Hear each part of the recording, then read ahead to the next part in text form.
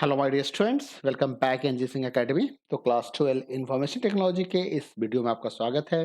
Unit 2 web based applications के question bank की बात कर रहे हैं। लास्ट वीडियो में मैंने क्वेश्चन नंबर 81 की बात की थी, जहां पे हम फिजिबिलिटी के बारे में बात कर रहे थे। जैसा कि मैंने आपको बताया कि फिजिबिलिटी का मतलब होता है कि कोई चीज़ फिजिबल है या नहीं है, हो सकता है या नहीं हो सकता है। दो तरह का फिजिबिलिटी होता है, टेक्निकल फिजिबिलिटी, जहाँ पे हम टेक्निकल इम्प्लीमेंटेशंस को देखते हैं कि टेक्निकली वो फिजिबल है कि नहीं।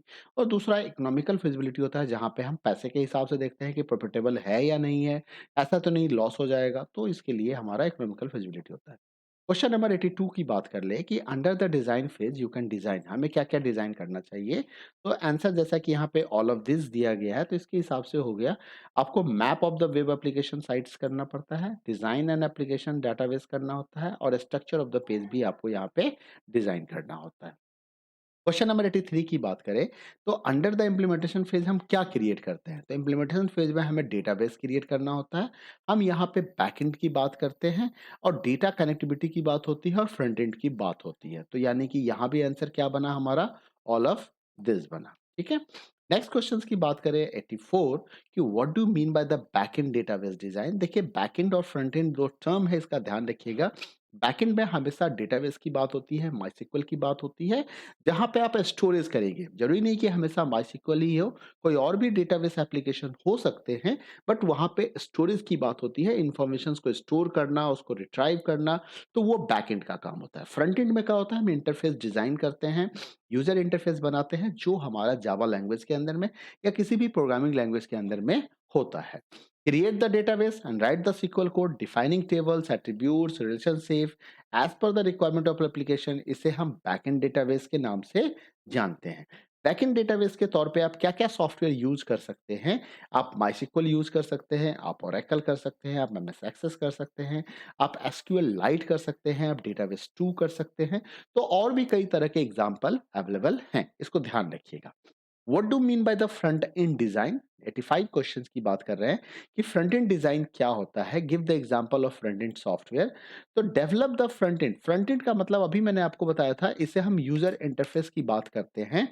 तो जो फ्रंट एंड एप्लीकेशंस होता है, जो इंटरफेस आप बनाते हो ना, that is the front and. Develop the front end of the application as per the requirement. Use the page structure and the page layout, and you define in design phase to implement the front end code. यहाँ पे आपको क्या क्या, what do mean by the front end का मतलब तो समझ में आ गया। फ्रंट एंड का मतलब होता है the interface created with the help of the Java language और any other programming language, that is called front end. Front end में हम करते क्या हैं एक्चुअली, हम वहाँ पे पेज स्ट्रक्चर्स को डिसाइड करते हैं, पेज के लेआउट को डिसाइड करते हैं, जो डिजाइन फेज में किया जाता है।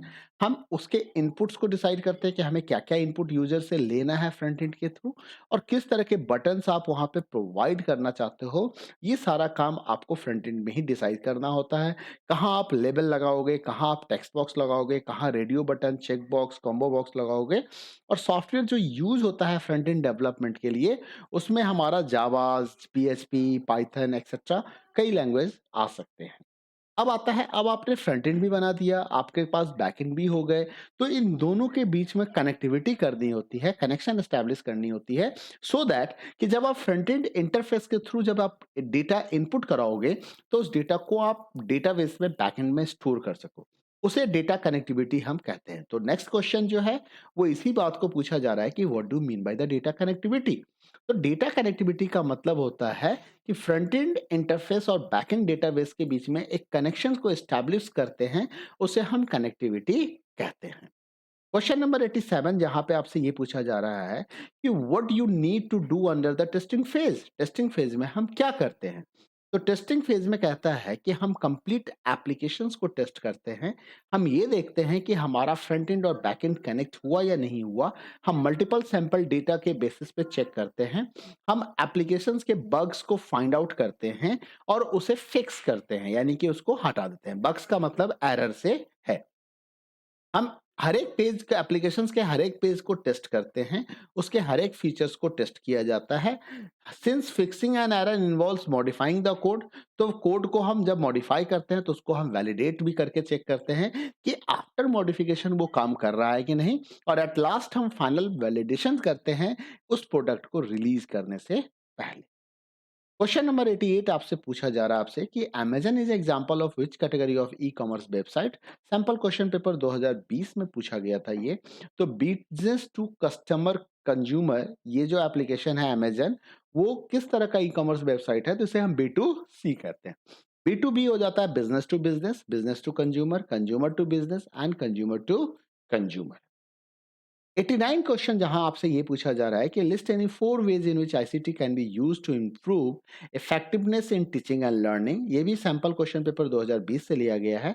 तो ICT improve the effectiveness in teaching and learning by this ways. पहला है, it provides freedom to the learner to learn at their own locations, their own convenient time, with their own pace of learning. अपनी speed से आपको पढ़ने का मौका मिल जाता है। किसी तरह का डिस्क्रिमिनेशन नहीं मिलता है आईसीटी के कारण, age limitation, caste, gender, background. Tutorials में भी English with the audio and video information, हर तरह के ट्यूटोरियल हो सकते हैं वहाँ पे, ऑडियो एंड वीडियो, ताकि वो इंजॉयबल हो जाए, अट्रैक्टिव हो जाए। टेस्ट भी अवेलेबल होते हैं अलग अलग टॉपिक्स पे, और आपके रिपोर्ट्स कार्ड्स भी आपको उसी समय दे दिए जाते हैं। Right any 3 issues faced by the customer, question number 19 जो है, वाइल शॉपिंग ऑनलाइन। ये भी सीबीएसई सैंपल क्वेश्चन पेपर से लिया गया, CBSE question paper board paper से लिया गया। It's not sample question paper, it's a question paper, मतलब पूछा गया क्वेश्चन है। Problem faced by the customer while shopping online are. सबसे पहला जो प्रॉब्लम आता है वो पेमेंट फ्रॉड होने के चांसेस हो सकते हैं। तो कुछ सर्विस प्रोवाइडर आपके डेटा का मिसयूज कर सकते हैं। कई बार रॉन्ग प्रोडक्ट डिलीवरी का प्रॉब्लम भी हमारे पास आता है। In place of actual product some fake product is going to be delivered. Damage product delivery का भी समस्या आ जाता है कि आपको सही प्रोडक्ट डिलीवर नहीं किया जाता है, बाद में एक्सचेंज के चक्कर में आप लग जाते हैं, कई बार एक्सचेंज में काफ़ी डिले हो जाता है, प्रॉब्लम आ जाती है। जनरली जो ऑथेंटिक वेबसाइट्स हैं जो ऑनलाइन शॉपिंग कराते हैं, वहाँ ये प्रॉब्लम नहीं होते हैं, कुछ फेक वेबसाइट ही ऐसा करते हैं। वेस्टेज ऑफ टाइम स्वाभाविक है कि अब आपने गुड्स प्रोडक्ट सर्च किया, उसके बाद आपने ऑर्डर किया और आपको अच्छी क्वालिटी का प्रोडक्ट नहीं मिला, तो आपके लिए वेस्टेज ऑफ टाइम हो गया। मिसलीडिंग रिव्यू, कई बार रिव्यू के भरोसे हम सोचते हैं कि प्रोडक्ट अच्छा होगा, लेकिन वो रिव्यू कई बार परचेज रिव्यू होते हैं, प्रमोशनल रिव्यू होते हैं, तो वो फेक रिव्यू होते हैं। फिजिकल वेरिफिकेशन हम प्रोडक्ट का नहीं कर पाते हैं अगर हम ऑनलाइन शॉपिंग करते हैं तो, स्पेशली क्लॉथ के केस में ये प्रॉब्लम देखने को मिलती है। मिलते हैं अगले वीडियो में फिर नए क्वेश्चंस के साथ। तब तक अपना ख्याल रखिएगा। वीडियो पसंद आए तो लाइक करें, शेयर करें, चैनल सब्सक्राइब नहीं किया तो सब्सक्राइब कर ले। Thank you, bye bye, take care.